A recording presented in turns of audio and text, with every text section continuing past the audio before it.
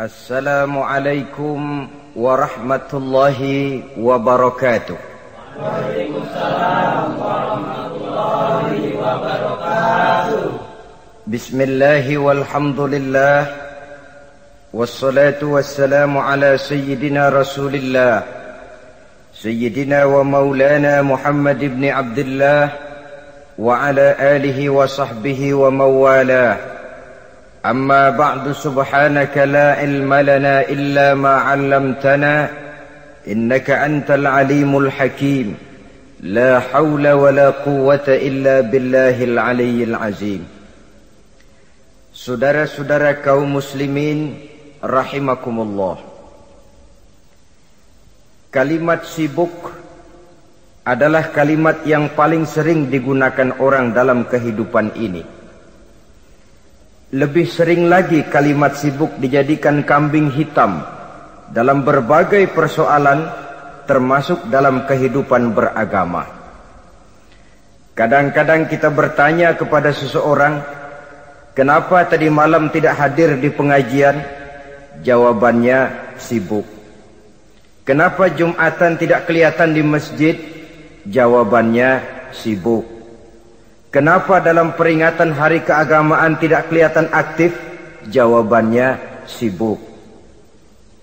Kalau kita berbicara soal sibuk, siapa sesungguhnya orangnya dalam hidup ini yang tidak sibuk? Makin tinggi status sosial, akan makin tinggi pula tensi kesibukan yang kita hadapi. Masalahnya ialah kita yang bisa mengatur kesibukan atau malah kesibukan yang mengatur kita. Kalau kesibukan yang mengatur kita, insya Allah sampai tua sibuk terus. Tapi kalau kita bisa mengatur kesibukan, artinya dalam hidup ini ada semacam, bahasa kerennya, description of job. Ada semacam pengaturan waktu, ada semacam pembagian tugas di dalam kehidupan. Maka pada pertemuan kali ini kita akan berbicara tentang bagaimana mengatur waktu dalam hidup menurut contoh yang diberikan oleh Rasulullah sallallahu alaihi wasallam. Menurut riwayat dari Siti Aisyah radhiyallahu anha, adalah baginda Rasul membagi waktu dalam hidupnya itu menjadi 3 bagian. Sepertiga untuk Allah, sepertiga untuk tugas, sepertiga lagi untuk keluarga. Jadi ada waktu untuk Allah, ada waktu untuk tugas, ada waktu untuk keluarga. Bukankah dalam kehidupan ini kadang-kadang berlaku kepincangan dari tingkah seseorang? Ada orang yang seluruh waktunya cuma untuk Allah saja, tugas dilupakan, keluarga terlantar. Itu bukan orang yang terbaik. Ada orang yang waktunya habis cuma demi tugas saja. Dari pagi sampai pagi lagi, kalau tidak di belakang meja, ia rapat saja kerjanya. Allah dilupakan, sujud tidak sempat, keluarga terbengkalai. Itu juga bukan orang yang baik. Ada juga orang yang waktunya cuma untuk keluarga, kerjanya ngumpul saja. Seperti bahasa Inggris bilang, mangan ora mangan pokoke ngumpul. Bermasyarakat tidak sempat, sujud tidak pernah, dengan kehidupan beragama jauh. Ini pun bukan orang yang terbaik. Orang yang baik ialah orang yang pandai mengatur waktu. Itu tadi cara baginda mengatur waktu dalam kehidupannya. Selanjutnya, bagaimana cara beliau mengisi waktu? Apa pengaruhnya dalam pribadi dan perjuangan beliau, dan apa hubungannya dengan kita? Mari kita lihat lebih jauh. Sepertiga dari waktunya adalah untuk Allah, artinya untuk beribadah kepada Allah. Bagaimana ibadahnya? Saudara-saudara, satu-satunya manusia yang dalam Al-Quran sudah mendapat jaminan ampun dari seluruh dosa yang pernah dikerjakan, cuma Rasulullah orangnya. Quran yang menjanjikan, liyaghfira lakallahu ma taqaddama min dzambika wa ma ta'akhkhar wahai Muhammad, dosamu yang dahulu, dosamu yang sekarang, dosamu yang akan datang kalau memang ada, seluruhnya sudah mendapat jaminan ampun dari Allah Subhanahu wa ta'ala. Orang yang nyata-nyata sudah mendapat jaminan ampun dari segala dosa ini, ibadahnya luar biasa. Luar biasa bagaimana? Sejarah menceritakan beliau kalau sholat malam sampai bengkak kakinya karena rajin sujud. Aisyah menceritakan, satu malam selesai sholat isya saya akan tidur. Saya lihat suami saya sedang sholat, maka saya pun tidur. Tengah malam saya terbangun dari tidur, saya lihat suami saya masih sholat juga. Saya tidur lagi. Menjelang sepertiga malam yang akhir saya bangun, saya lihat masih sholat juga. Saya hampiri beliau. Saya tanya setelah sholatnya usai, "Bang," kata Aisyah, "ada apa yang?" Kata baginda Rasul. Sebab beliau itu, jangan senyum kalau saya katakan yang di sini. Sebab beliau itu pandai sekali menyenangi hati istrinya. Panggilan kelihatannya sepele, tapi bisa menghidupkan keharmonisan dalam rumah tangga.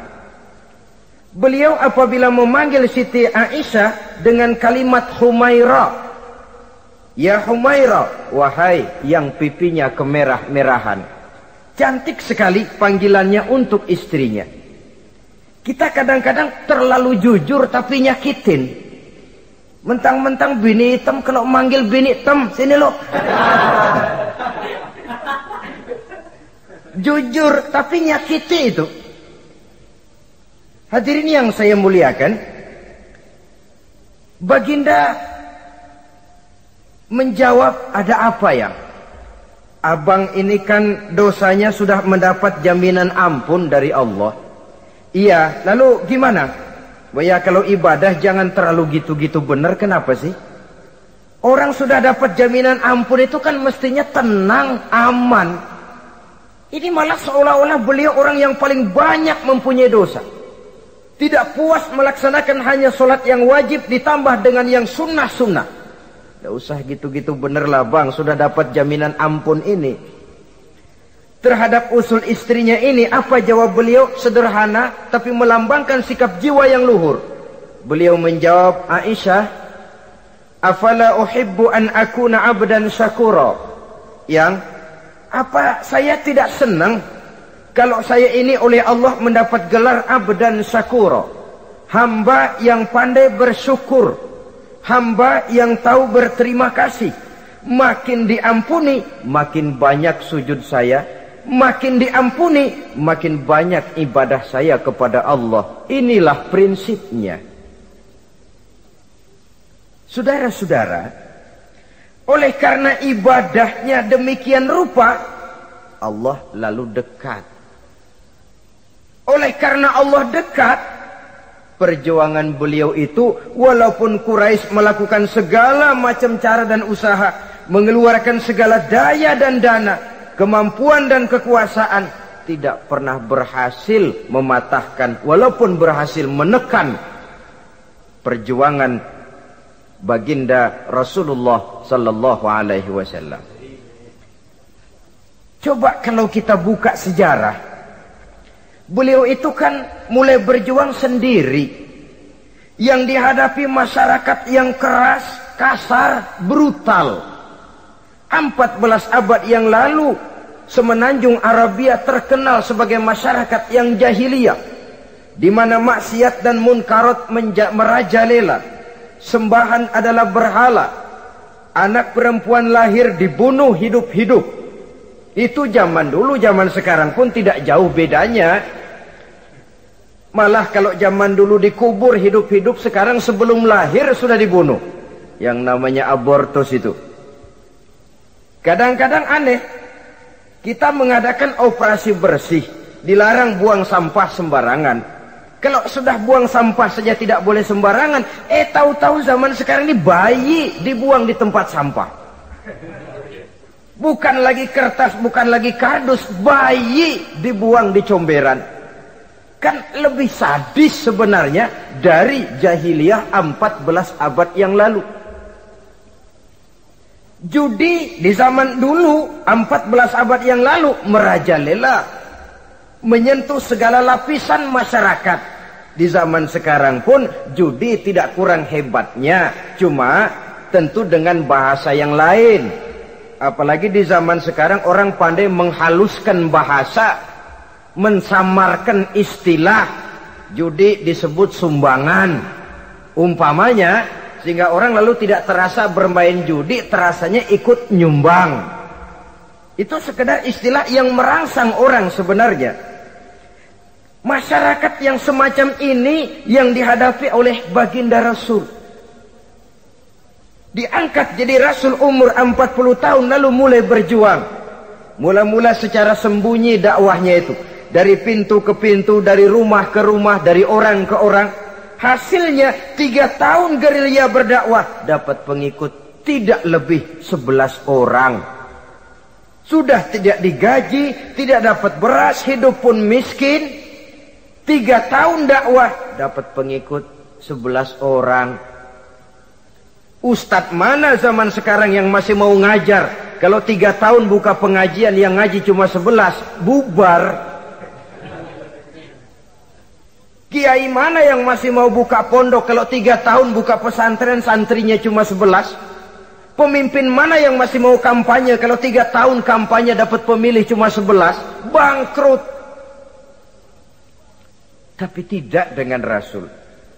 3 tahun berlalu, turun perintah fasda bima tu'mar. Tidak usah berdakwah secara sembunyi, Muhammad, sampaikan saja Islam secara terbuka. Mulailah beliau berdakwah secara terbuka, terang-terangan. Mula-mula Quraisy dikumpulkan dekat Ka'bah. Kumpulah Abu Jahal, Abu Lahab, Abu Sufyan dan gembong-gembong Quraisy. Di sana buat pertama kali secara terbuka baginda Rasul pidato. Tuan-tuan Quraisy, apakah tuan-tuan percaya kepada saya? Percaya. Kenapa? Karena Anda Muhammad sejak kecil belum pernah bohong. Baik. Jikalau memang tuan-tuan percaya kepada saya, maka mulai hari ini saya serukan kepada tuan-tuan, ankizu anfusakum minan nar. Jaga, pelihara, lindungi dan selamatkan diri tuan dari neraka. Tinggalkan segala macam berhala, jauhi Latta, Uzza, Manat dan Hubal. Sembah Allah Tuhan yang Esa, yang lam yalid wa lam yulad, yang tidak beranak dan tidak diperanakan. Ini dakwah pertama yang beliau sampaikan. Selesai beliau pidato, Abu Lahab interupsi, angkat tangan. Muhammad, ada apa paman? Alihaza jama'tana? Cuma untuk dengar ocehan kayak begini kami dikumpulkan di sini. Tabban laka ya Muhammad. Kalau bahasa kasarnya, mau mampus kamu Muhammad. Nabi tidak jawab, Allah yang jawab. Tabbat yada abi lahabi wa tab, ma aghna anhu maluhu wa ma kasab. Bukan Muhammad yang celaka, Abu Lahab lah yang kelak akan menemui kecelakaan. Dakwah terus berlangsung.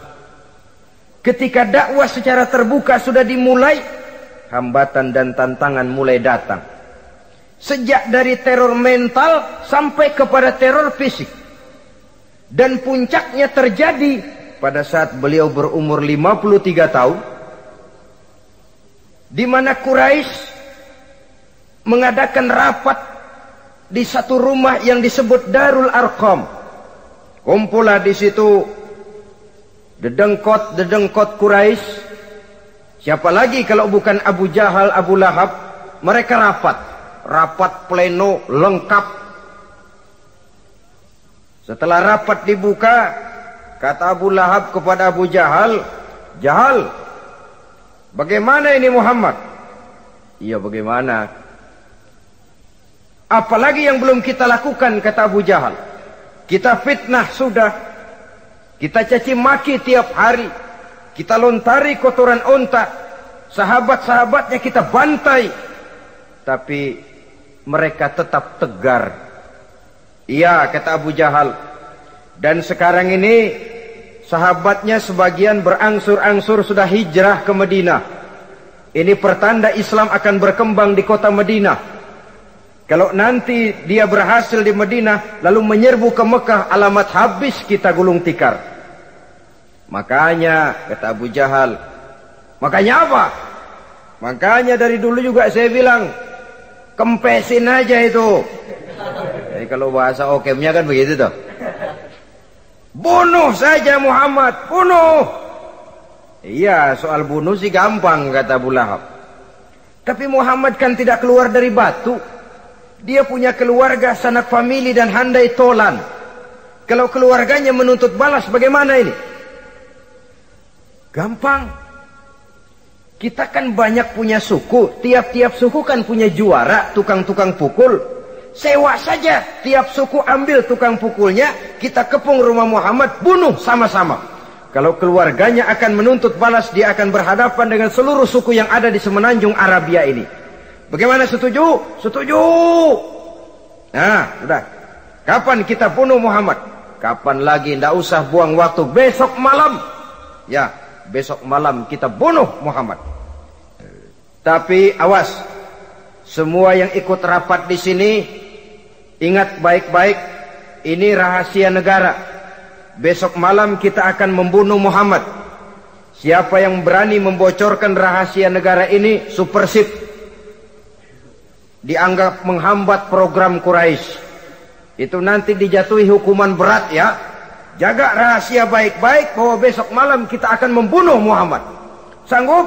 Sanggup. Rapat selesai. Hadirin boleh bubar ke rumah masing-masing. Pulang. Namanya manusia, bocor juga rahasia ini. Begitu pulang, cerita sama istrinya, Bu, anu loh Bu, apa Pak? Saya tadi ikut rapat. Rapat apa tuh Pak? Besok malam akan ada pembunuhan. Pembunuhan? Pembunuhan. Siapa toh yang mau dibunuh? Muhammad. Tapi jangan bilang-bilang ya, ini rahasia negara. Ini rahasia negara Bu, jangan bilang-bilang. Iya Pak, iya. Nah, besok pagi istrinya ngobrol sama tetangganya. Mbak Ayu, tahu nggak? Apa toh? Nanti malam akan ada pembunuhan. Siapa yang mau dibunuh? Muhammad. Loh, sampean taunya dari mana? Suami saya ikut rapat, tapi jangan bilang-bilang ya Bu ya. Ini rahasia negara. Jangan bilang-bilang. Nanti yang satu sampaikan lagi. Jangan bilang-bilang. Terus jangan bilang-bilang. Akhirnya berita tersebar. Sehingga pagi hari itu sebagian besar penduduk Mekah sudah tahu kalau nanti malam akan ada pembunuhan. Maka lepas zuhur, Mekah itu mulai tegang. Yang simpati, aduh kasihan Muhammad nanti malam akan dibunuh. Yang tidak senang, mampus biar dia rasain tar malam. Saudara-saudara, begitu maghrib berbunyi sudah, udara mulai gelap, penduduk Mekah sudah kunci pintu seperti ada jam malam. Sepi, sesepi-sepinya. Tutup pintu, kunci, bukan tidur, ngintip dari dalam. Lepas jam 8 malam, makin tegang. Masing-masing penduduk ngintip dari pintunya. Sudah berangkat belum orang yang mau bunuh Muhammad? Sudah berangkat belum? Kira-kira jam 9 ini, tukang-tukang pukul lewat mau ngepung rumah Muhammad untuk membunuh beliau. Begitu masuk Mekah, penduduk sudah kunci pintu, tapi mereka tahu kalau semua ngintip. Wah, makin hebat ini yang pemuka Quraisy ini, tukang-tukang pukul ini. Jalannya dibuat gagah-gagah, barisnya dibuat hebat-hebat. Itu injekan tanahnya dalam baris dibuat kenceng-kenceng, brok, brok, brok, brok, kayak serdadu baris. Lewat dekat rumah penduduk pakai batuk lagi. Yang dari dalam ngintip makin ciut. Wah, ini dia yang mau bunuh Muhammad ini. Sampai di rumah Nabi, dikepung rumah Nabi, di pagar betis. Malam itu di dalam rumah cuma Nabi, Abu Bakar dan Ali bin Abi Thalib. Nabi tahu rumahnya dikepung. Lewat tengah malam beliau berkata, Abu Bakar, saya ya Rasul, mari kita berangkat hijrah. Baik ya Rasul. Ali, saya ya Rasul, kamu gantikan saya ya. Gantikan apa ya Rasul? Gantikan tidur di tempat tidur saya. Baik ya Rasul. Masya Allah. Sekali menggantikan mati. Tidur di tempat tidur Rasul pada malam, rumahnya dikepung, resikonya kan mati. Menggantikan mati. Lah kalau menggantikan lurah lumayan. Menggantikan mati. Dan Ali tahu persis resikonya. Dan beliau waktu itu masih muda dan beliau tidak nawar. Baik ya Rasul, saya akan tidur di sini, berangkatlah Tuhan. Berangkat Rasul, ketika keluar dari pintu belakang, rumah dikepung rapat. Terjadilah keajaiban yang Allah ceritakan, wa ja'alna min baini aydihim sadda wa min khalfihim sadda fa aghshaynahum fahum la yubsirun. Di muka, di belakang, di kiri kanan dibuatkan dinding oleh Allah, dibutakan mereka. Mereka tidak lihat kalau Muhammad keluar dari rumahnya. Siaga penuh, apel, mata melotot, Nabi lewat nggak kelihatan. Sampai Nabi kemudian menuju Gua Thur, 3 malam 2 hari di sana. Dari sana perjalanan dilanjutkan ke Madinah Al-Munawwarah. Allahu Akbar. Mengarungi gurun pasir yang gersang dan tandus, yang terbentang antara Mekah dan Madinah.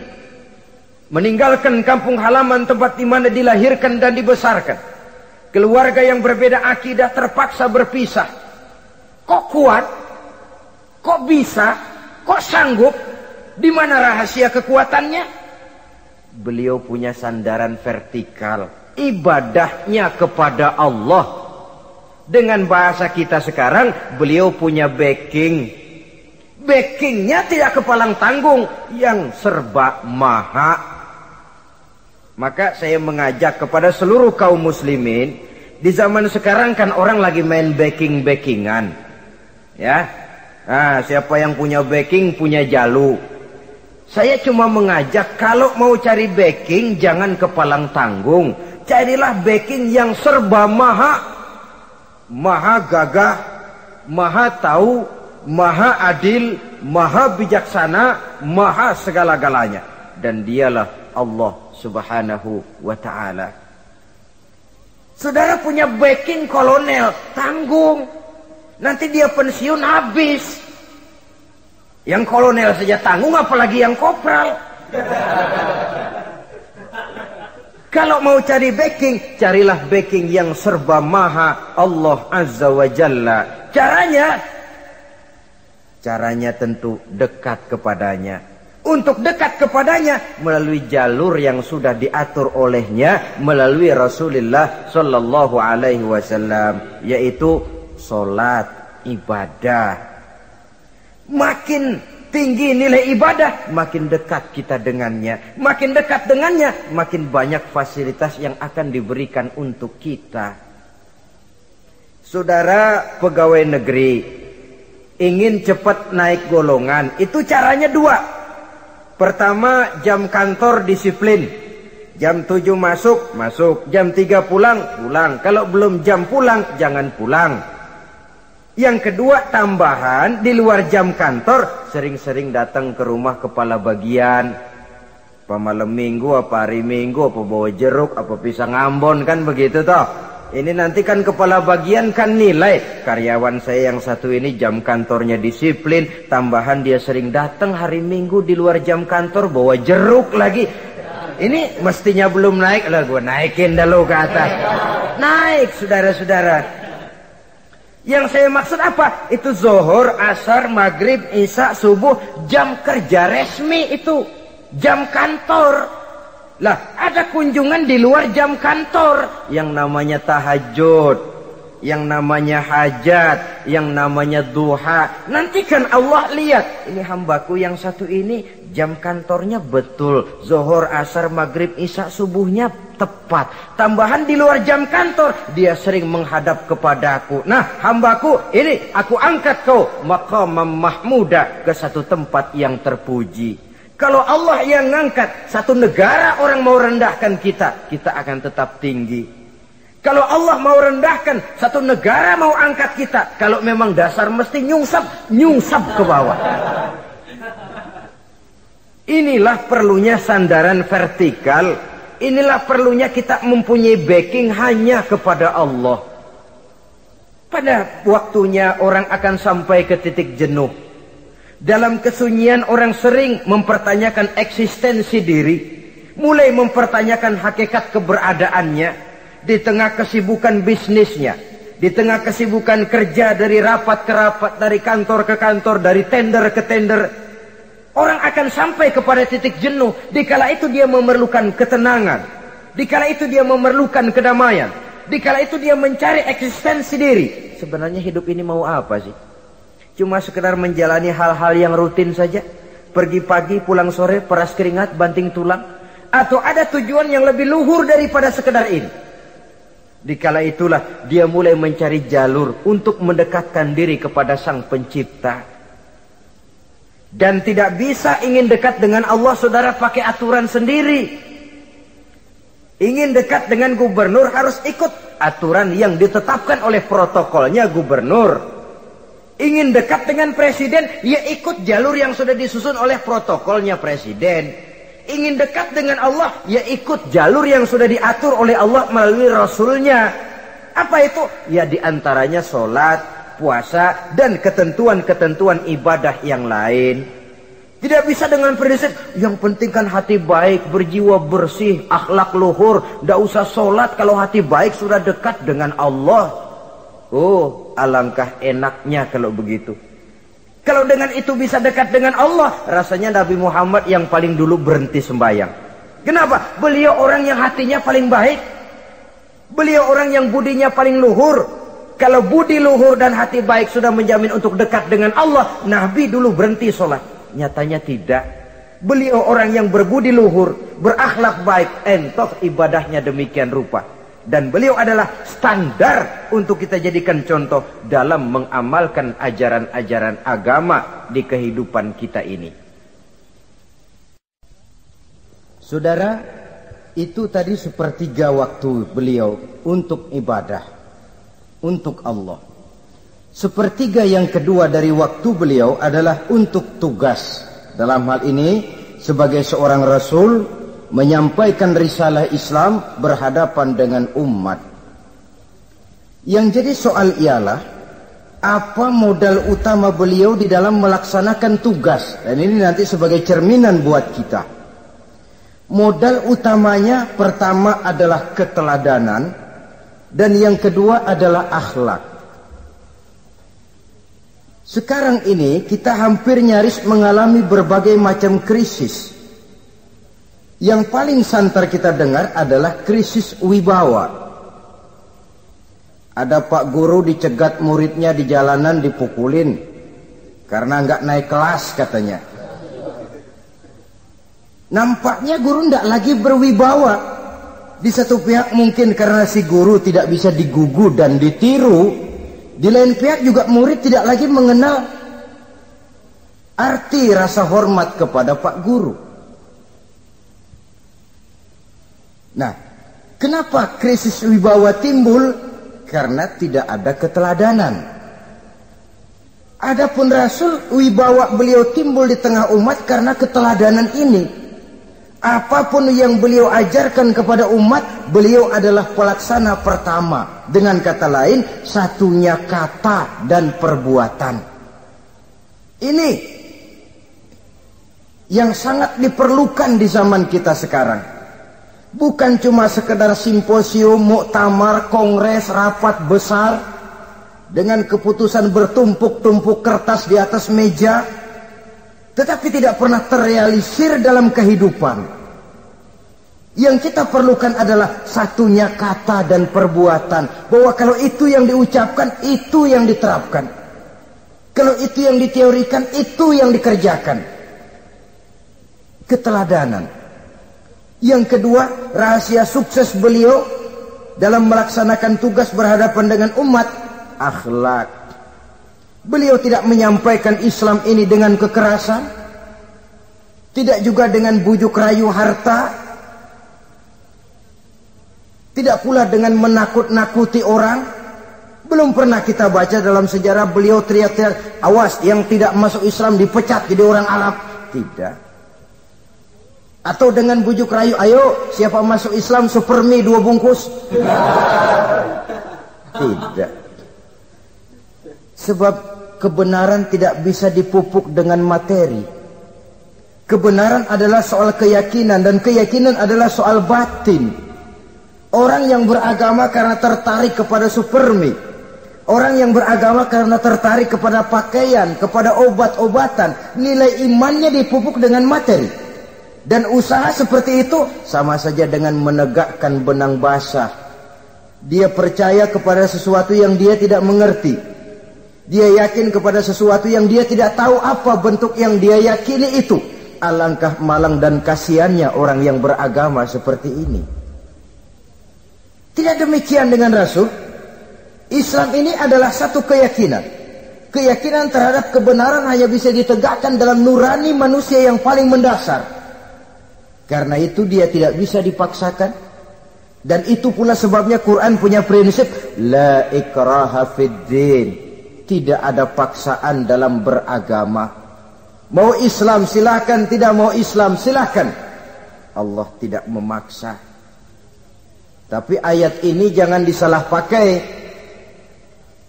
Tidak pernah sholat, ditanya orang, kamu kan Islam kok tidak sholat? La ikraha fid din dong. Salah pakai. Yang tidak ada paksaan dalam beragama itu untuk orang di luar Islam. Kepada tuan-tuan di luar Islam, la ikraha fid din, tidak ada paksaan masuk Islam. Tapi kalau sudah masuk ke dalam Islam, maka berlaku peraturan Islam. Contohnya begini saja, tidak ada paksaan masuk ke rumah saya. Itu toh. Mau masuk silahkan, tidak mau masuk tidak ada urusan. Tapi sekali saudara masuk ke rumah saya, saudara harus ikut tata tertib yang ada di dalam rumah saya. Kira-kira beragama itu begitu. Tidak ada paksaan masuk Islam. Tapi sekali saudara masuk Islam, maka berlaku peraturan Islam untuk kehidupan saudara. Jadi la ikraha fid din ini buat orang di luar garis. Allah tidak maksa-maksa orang mau masuk Islam, mau tidak. Silahkan saja. Tapi ketika orang mendapat hidayah, masuk ke dalam Islam, peraturan Islam berlaku dalam kehidupannya. Saudara hadirin, kaum muslimin rahimakumullah. Akhlak. Mari kita lihat lebih jauh bagaimana sih akhlak beliau yang mulia itu. Allahu Akbar. Kalau orang berakhlak kepada teman, itu sih biasa. Tapi berakhlak kepada musuh, ini yang luar biasa. Ini yang agaknya Allah saja memuji beliau. Wa innaka la'ala khuluqin azim. Engkau Muhammad benar-benar berada di atas budi pekerti yang luhur dan terpuji. Kalau saya baik kepada orang yang memang baik kepada saya, logis toh, wajar, memang harusnya. Tapi berbuat baik kepada orang yang jahat terhadap saya, ini yang tidak setiap orang bisa. Nah, sebab itu saya tidak ingin menceritakan akhlak beliau kepada sahabat, namanya juga kepada sahabat. Saya akan kutip beberapa riwayat yang menceritakan bagaimana akhlak beliau kepada orang yang nyata-nyata memusuhinya. Berbagai riwayat menceritakan bagaimana beliau ketika di Taif dilontari orang dengan batu, yang melontari beliau malah mendapat doa, Allahumma hdi qaumi fa innahum la ya'lamun. Ya Allah, berikan hidayah, berikan petunjuk kepada mereka yang melontari saya dengan batu, karena mereka tidak tahu. Kalau saja mereka tahu, mereka tidak akan melontari saya dengan batu. Ya Allah, berikan hidayah kepada mereka. Padahal ketika itu malaikat Jibril menawarkan jasa. Muhammad, kalau kamu mau orang yang melontari kau dengan batu itu hancur, saat ini juga saya angkat Jabal Uhud, saya timpakan mereka biar mati semua. Mau Muhammad? Jangan Jibril, mereka tidak tahu. Kalau saja mereka tahu, mereka tidak akan melontari saya dengan batu. Lebih baik doakan mereka supaya mendapat hidayah dari Allah. dalam kondisi kepepet, dilontari dengan batu, malaikat Jibril datang menawarkan jasa. Beliau lebih memilih mendoakan orang yang berbuat jahat itu. Ya Allah, bukan main. Umumnya kita kan kalau lagi kepepet ada yang nolongin, girang bener. Andai kata kita yang jadi nabi, disambitin orang, datang malaikat Jibril nawarin, bagaimana sikat? Abisin aja dah.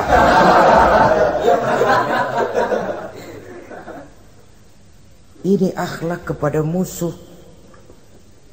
Ketika beliau selesai sholat zuhur, istirahat, rebah-rebah, tidur-tiduran di bawah pohon kurma, datang orang kafir yang bernama Daksur yang sudah lama mengintip-ngintip, mencabut dan menghunus pedang. Muhammad, kalau ini saat saya tebas batang lehermu, siapa yang akan menolong engkau?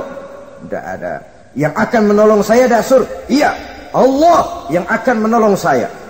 Mendengar Allah, Daksur gemetar, keringat dingin bercucuran, pedang jatuh ke bawah. Diambil oleh Rasul pedangnya, dibalikan ke leher Daksur. Kalau sekarang saya yang tebas batang lehermu Daksur, siapa yang akan menolong kamu? Tidak ada ya Rasul, kecuali kalau kau mau memaafkan saya. Baik, ambillah kembali pedangmu, kau saya maafkan dan jangan ulangi lagi perbuatan semacam ini. Lain saat beliau sedang tawaf, diikuti oleh seorang Quraisy kafir. Sambil tawaf, ini kafir Quraisy sudah bawa pisau. Dia pikir nanti di satu sudut yang agak gelap saya tikam Muhammad dari belakang, saya bunuh dia. Jadi kafir ini pura-pura ikut tawaf. Jahatnya orang kafir itu kan begitu, tawaf ya ikut pura-pura tawaf, ada kesempatan sikat dari belakang. Putaran pertama belum ada kesempatan, putaran kedua makin tegang. Pokoknya begitu tempat agak gelap, cabut pisau, hantam saja sudah Muhammad, biar mati sekali di sini. Dan Nabi tahu, oh ini asisten pribadi malaikat Jibril ngasih tahu tuh. Jadi malaikat Jibril memberitahu, awas Muhammad, itu di belakangmu orang cuma pura-pura tawaf. Dia bawa pisau mau bunuh kamu, hati-hati Muhammad. Roger ganti gitu.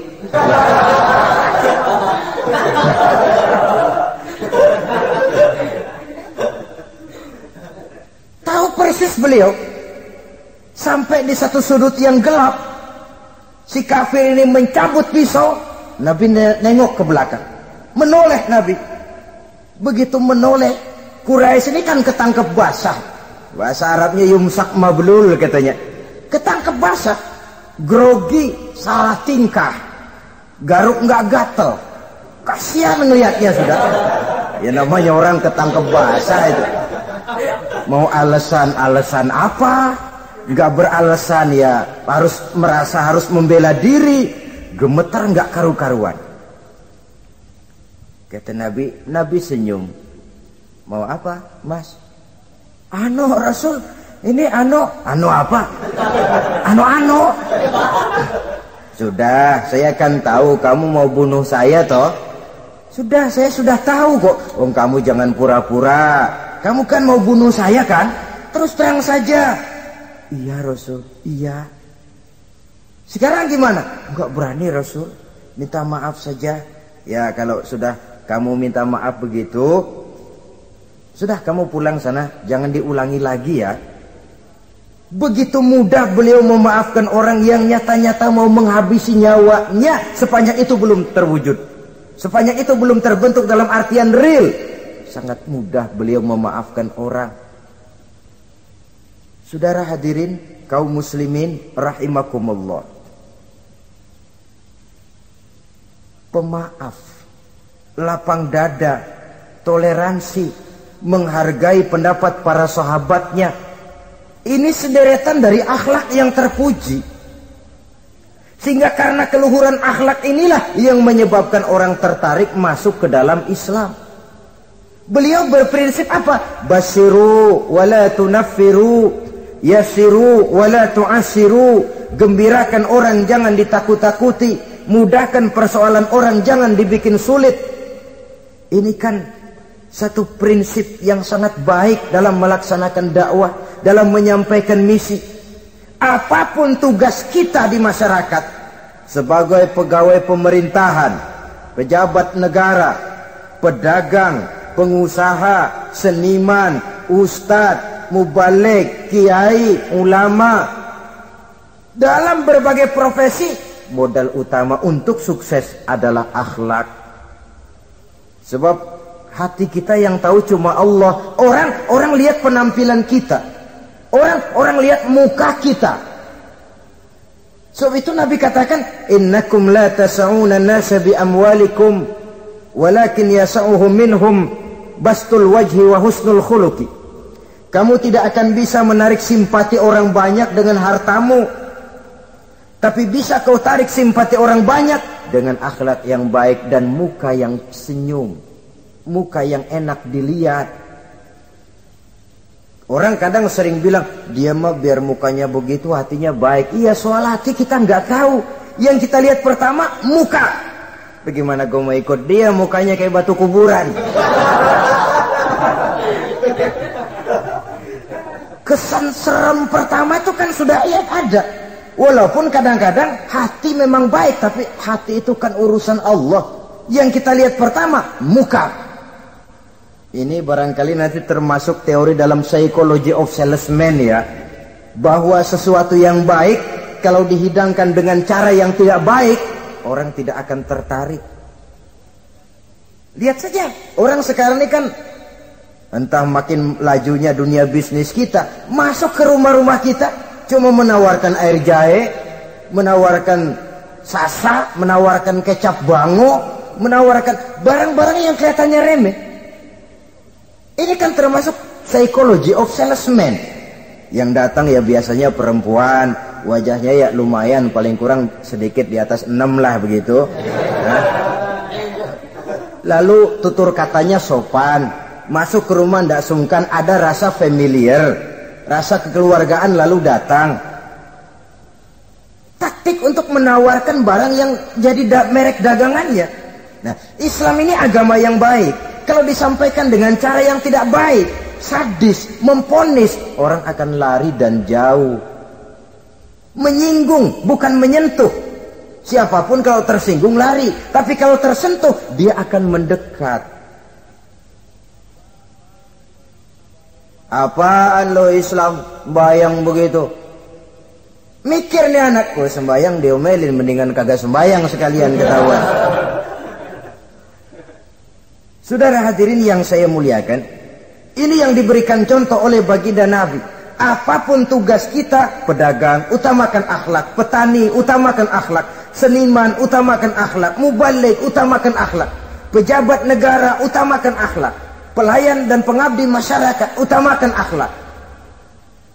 Saudara hadirin yang saya hormati, kaum muslimin yang berbahagia. Jadi untuk sukses di masyarakat, untuk sukses di tempat tugas, modal utama adalah akhlak. Dan ini yang dicantikan contoh dari Nabi kita Muhammad sallallahu alaihi wasallam. Sepertiga waktunya untuk tugas. Dalam menjalankan dan melaksanakan tugas sebagai seorang rasul, menyampaikan risalah Islam, berhadapan dengan umat, modal utamanya adalah akhlak. Demikian juga kita di masyarakat. Dan akhlak itu memang harus dibiasakan sejak kita kecil. Sehingga dengan demikian nilai-nilai yang baik akan terus terbawa sampai di hari tua kita. Saudara-saudara, rasanya kehancuran satu bangsa dimanapun di dunia ini selalu dimulai dengan kehancuran akhlak daripada bangsa itu sendiri. Dan kehancuran akhlak itu bisa saja terjadi di tengah kemakmuran ekonomi, di tengah maju dan canggihnya teknologi. Kapan? Apabila pegangan orang kepada agama sudah lemah dan rapuh. Kita tengok di negara-negara di sebelah barat kita, kemajuan teknologi yang tidak diimbangi dengan kuatnya pegangan orang kepada agama telah melahirkan budaya-budaya yang merendahkan martabat manusia.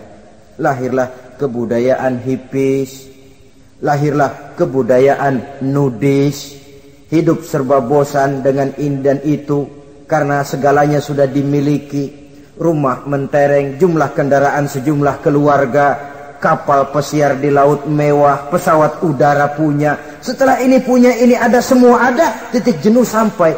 Mau apa semua ini? Akhirnya ingin hidup apa adanya, tidur di goa-goa, tidur di kaki-kaki gunung, tidur di hutan belantara, pakaian kumel. Itu hipis-hipis yang datang kemari, yang pakaiannya kumuh, tambelan, lepis belel. Padahal di kantongnya cek, travel cek, dolar. Lain hipis kita, emang benar-benar gembel.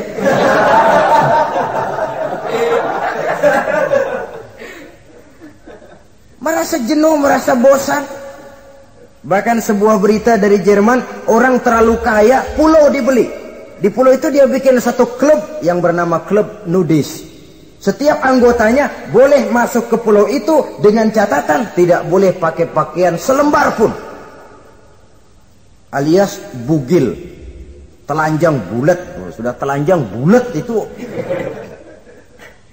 Dan di sana berlakulah apa yang disebut serba boleh. Jadi kalau di sana ke sana saudara bawa istri, masuk anggota, ya silahkan saja. Istilah tukar pakai, simpan pinjam, bisa-bisa saja. Asal suka sama suka. Asal perbuatannya dianggap tidak merugikan orang lain, suka sama suka, sudah tidak bisa dituntut oleh norma yang berlaku. Ya. Itulah sebabnya kita sering prihatin bahwa kemajuan sering membawa pergeseran nilai. Apabila kita tidak bisa menghindarkan diri dari proses pergeseran nilai, setidaknya kan kita bisa menjaga diri jangan sampai hanyut oleh nilai-nilai yang negatif. Akhlak, baik sebagai muslim, baik sebagai bangsa Indonesia yang berkepribadian luhur, itu merupakan cerminan kita. Saya prihatin, belum lama diselenggarakan kontes bibir terindah. Kontes bibir terindah itu kira-kira apa manfaatnya? Apa yang jadi ukuran? Dan bukankah bibir karunia Tuhan? Ya kalau yang bibirnya mungil bisa ikut kontes lah, kalau yang jebleh gitu.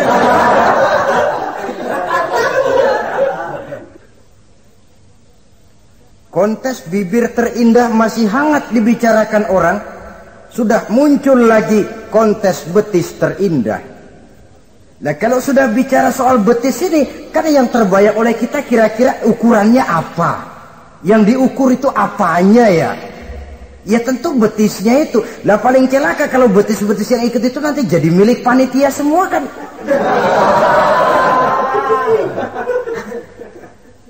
Yang tidak usah kita mengukur dengan kacamata agama, dengan budaya kita sebagai bangsa Indonesia yang berfalsafahkan Pancasila, rasanya mendengarnya saja kok sudah tidak sah gitu loh.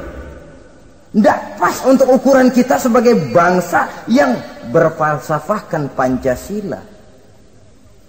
Saudara-saudara kaum muslimin rahimakumullah. Ini yang saya maksud tadi, proses pergeseran nilai. Andai kata kita tidak bisa menghindarkan diri dari hal yang semacam itu, setidaknya kita bisa menjaga diri jangan sampai hanyut ditelan proses pergeseran nilai. Dan memelihara nilai-nilai akhlak ini dari hari ke hari memang tidak semakin ringan, bahkan akan semakin berat, karena tantangan yang kita hadapi juga akan semakin berat. Inilah sepertiga yang kedua dari waktu beliau untuk melaksanakan tugas. Jadi modal utama dalam melaksanakan tugas akhlak. Di antara nilai akhlak itu prinsip Nabi tadi, gembirakan orang, jangan ditakut-takuti, mudahkan urusan orang, jangan dibikin sulit. Sehingga kalau yang memang mudah lalu dipersulit, itu sudah mencerminkan akhlak yang tidak diajarkan oleh Rasulullah sallallahu alaihi wasallam. Kemudian yang terakhir, sepertiga yang ketiga dari waktu beliau adalah untuk keluarga. Jadi tadi ada waktu untuk Allah, ibadah. Ada waktu untuk tugas. Dan yang ketiga ada waktu untuk keluarga. Bagaimana Rasul di tengah keluarganya? Anas bin Malik bercerita, saya 11 tahun membantu di rumah tangga Rasul. 11 tahun itu kan artinya 11 kali 360 hari kali 24 jam. Bukan waktu yang sebentar itu. Selama 11 tahun saya membantu di rumah tangga Rasul, kata Anas, belum pernah saya dengar kata-kata kasar, keras, membentak. 11 tahun saya membantu di rumah tangga beliau, belum pernah saya lihat ada piring terbang, ada bakyak melayang. Artinya apa? Cerminan dari ketentraman, keayeman, kedamaian rumah tangga beliau. Padahal rumah tangganya kecil. Istrinya lebih dari satu. Tapi aman, tentram, rukun. Kita kadang-kadang istri satu seminggu 7 hari, perang 6 hari. Cuma 1 hari gencatan senjata. Saudara hadirin, saudara kaum muslimin, rahimakumullah.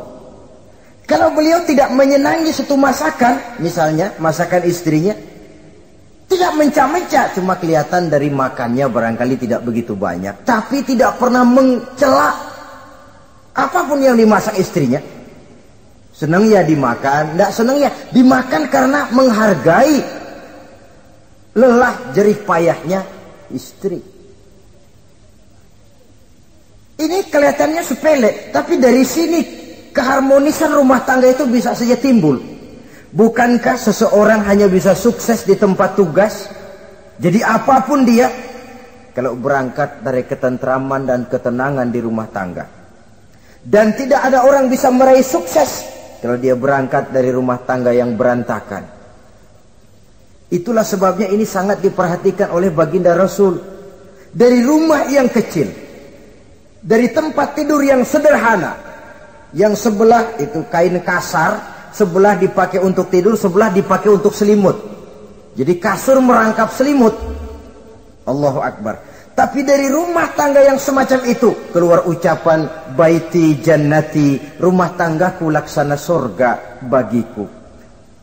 Di mana sih rahasianya? Karena rumah tangga beliau didirikan di atas ajaran agama. Agama membuat suami istri tahu hak dan tahu kewajiban. Kalau kewajiban dilaksanakan, hak diberikan, akan timbul saling pengertian. Apabila ada pengertian, akan timbul ketenangan, dan ketenangan adalah tangga utama untuk mencapai rumah tangga bahagia. Apalah artinya?